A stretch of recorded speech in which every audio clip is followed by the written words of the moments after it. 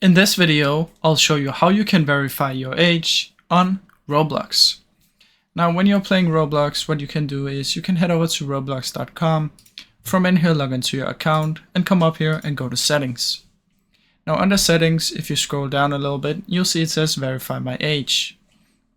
Now, if you want to verify your age, it is important that you have some ID because you need to provide ID verification to do this. Now, this can either be your passport, a driver's license, anything that has an ID verification on it.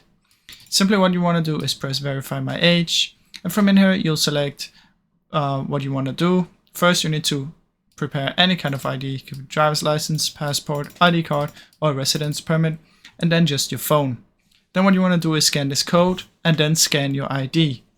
After you've done that, Roblox will verify it and your age will be verified. Now that's about it, guys. That's how it works. Now I really hope you enjoyed this video. If you did, please leave a like and subscribe as it helps me out a ton.